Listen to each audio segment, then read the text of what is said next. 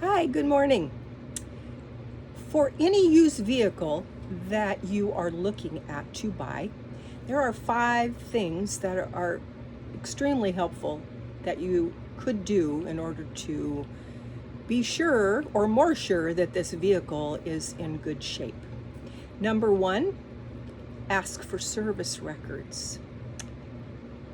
Most people or many people do have them.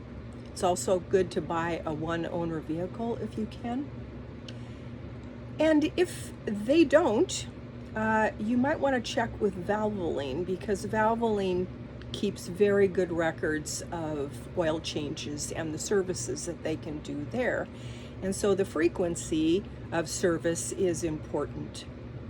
Number 2, look for rust around the van, particularly the bottom of the van, especially if you're in the east. And you also want to look underneath the van, because especially if it's in the east, of course, they put salt on the roads and it can be very corrosive. So you don't have to worry about surface rust really, like just a little bit, but if it can really eat into the bottom carriage of your car and cause big problems. Number 3, when you take it for a test drive, listen to the transmission and notice if there's any slow shifting or, of course, any noise. That could be indicative of a much larger problem. Number 4, if you have a mechanic that you trust, get an inspection. Don't be shy to say, well, this looks great, but I'd like to have my mechanic look at it before I buy it. And any fairly honest owner is going to say, oh yes, sure, okay. Number 5, and this is, I think, less well known, you can buy engine scanners, car scanners on Amazon. They start at $20, $30 and they go up. I know that Autel is a good system, but that's more professional and can be more expensive. But read them. You want something you want to look at the screens. You want to know that it's something that you'll be able to read. You don't want to buy a professional scanner because it's going to have a lot more technical information that you're not going to understand necessarily. So scanners are a great tool. And you can just plug those in before you drive a vehicle, and you can go down the list and see if there's anything that's got a red mark that says it might be a problem. And you clear all those things and you take it for a drive, and then you check again and see if anything has come back on. A lot of times, I know particularly in Toyotas, that if you change the battery, that will set off a sensor, and it's actually nothing, but it looks like something if you're not used to looking at those things. Here are the top 3 most mechanically sound used minivans. Number 3 is a Dodge Caravan. They are mechanically pretty sound. They do have problems, of course, and the older and the more miles, the more possibility that you will have some problems with them. In terms of making them into a camper, the back seats do fold completely into the floor, which gives you a much larger amount of room to build out a camper van or to do a build no build. It gives you a lot of room. And the Caravans have more of a square back, so it gives you the feeling of more headroom. Particularly the 2011 to 2014s run $5,000 to $7,000 in that range, and they feel more spacious. Number 2 would be, surprisingly to me, a Kia Sedona.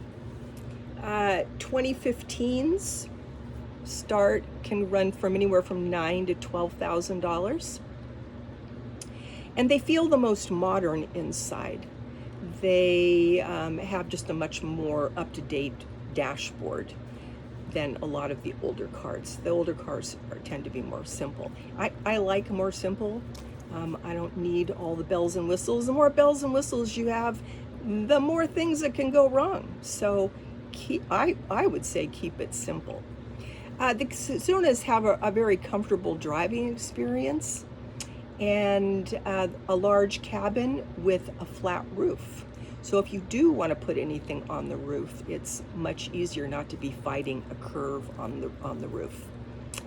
And they are, I think, more amenable to full-time, being a full-time camping van, whether you use it all the time or not. But that they would be very good in that regard, although more expensive than the caravans. Number one are Toyota Siennas, my favorite. They are the most reliable overall. That doesn't mean that you shouldn't do all the things that I told you, the 5 things, and they will easily obtain 300,000 miles, especially if you keep the oil changed, which is every 3,000 miles, or you can fudge and go a little bit over that, but you want to be that's the most important thing you can do with Toyotas, and they don't normally burn a lot of oil. If there's a Toyota that burns a lot of oil, there's a problem, so be careful about that. The 2004 Siennas is when they began doing the all-wheel drive option, which sounds good, and it is, because it gives you more traction on the roads. However, the drawback to the all-wheel drive is more parts to fix, and the other thing that few people ever mention is that because when you have an all-wheel drive vehicle, they don't, for some reason, have a spare tire compartment. Don't know, for whatever reason, maybe the all-wheel drive mechanism underneath does not allow for that, but you can't carry a spare tire. So if you want to carry a spare tire, then you can get the front-wheel drive option. And to make a front-wheel drive, which the engine is over the drive wheels, so it keeps the front much more stable in any Sienna minivan. So you don't really need all-wheel drive. You can have all-wheel drive, have your spare tire, and then buy all-terrain tires. We have to buy new tires all the time, and chances are that your used vehicle is not going to have new tires on it, so you can use them for a little while and then buy all-terrain tires, and that will solve any problem or do just as well as all-wheel drive in the snow. The second row seats do fold forward. In some, they fold forward. In others, they tumble forward, and so that would they still take up a little more room even when they're folded forward, but that would make it so you didn't have to necessarily take the seats out, and then you could use it as a family vehicle, or in my case, grandkids will have seats in the back, and I think that that's handy. And then the third row seats in the back do fold into the floor, and you can also the seat in the back is split, so you could say leave the smallest seat on the side up, put a bed next to it, and then have storage in the back where you could put a toilet or whatever that you want back there. So that is an advantage. Also, look for a V6 engine. The earlier minivans up to 2006 have a 3.3 liter interference engine, and that means that it's great as long as that belt doesn't break, and usually they don't.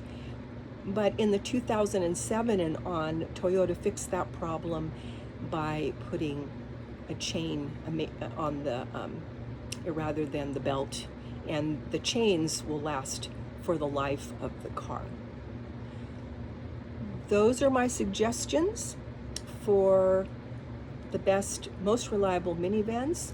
Hope you enjoyed this. Take care. God bless. And I will see you on the next one. Bye-bye.